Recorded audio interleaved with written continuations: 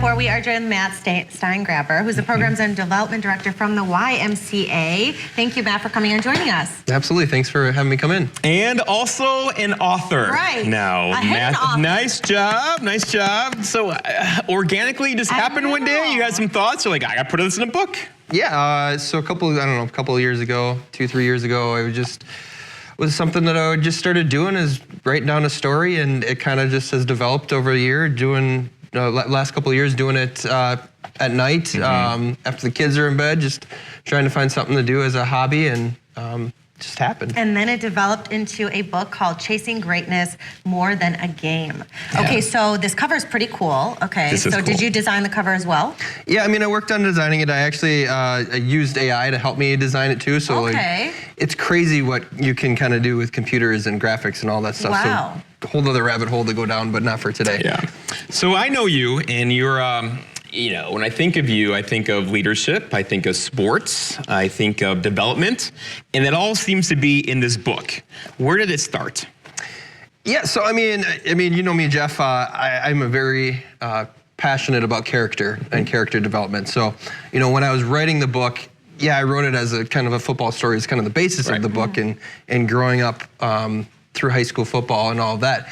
But there's so much that you learn and you develop in sports. And I really wanted to share those messages in the book and through the story, so it's not just about, just about sports, or not just about high school. It's not. I would say sports is kind of like the thing that weaves it all together. Yeah. But the main focus of the book is not sports. It's character and character building, something you have a lot of practice in, right? I mean, this has been kind of your thing for a long time. You're looked up to by a lot of people for that in your life, and so this, to put it on paper, right? You read it. It's a thing. Yeah. and of course, you did mention sports, right, and leadership and all that. But do you think that the lessons we learn and take on during sports can help prepare us for the future? Oh, absolutely. So I mean, the story. One of the biggest catchphrases in the story, and that's actually something that I use coaching and talking to kids, is that little things finish things. And when you think about that in life, it can be like gymnastics, Agnes, which we've talked about in the past. I know. Pointing your toes, it can be something as small as that. But in life, it's saying please and thank you. Like such a small thing, 2 words, but that can help develop more character and individuality towards the future. Yeah. So I mean, so when you say, does it relate past the story? Absolutely. The stuff that's in this book, whether you like sports and those aspects, it's the character development, it's the trying hard and working hard that kind of helps you grow as an individual.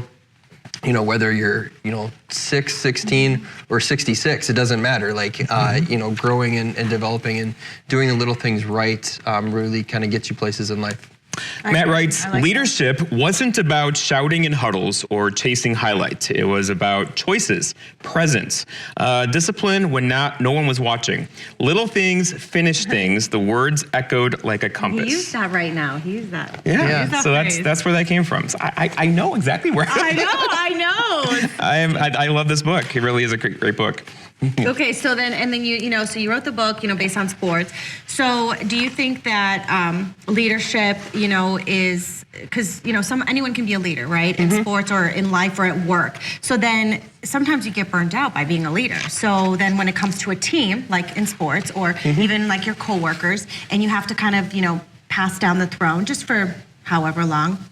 Do you think it's hard for that person who's a leader, who has been a leader for a while, to kind of be okay to just like let things go and to trust that in their team or in their coworkers that it's going to be okay?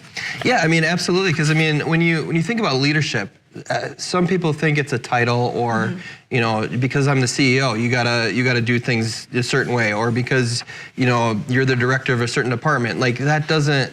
Yeah, the title matters, but if you're really good and you're truly a good leader, you're going to lean on your team to do what they need to do. So there's going to be times where you can't be in the room for a meeting, or you can't make every decision. A game, or hurt at a game or something, and you have to sit out, and you got to like pass it on to the team and trust that everything will go good.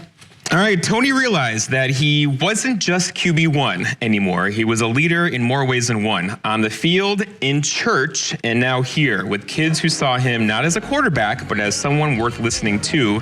You brought faith into this. We're going to talk more about that when we come back.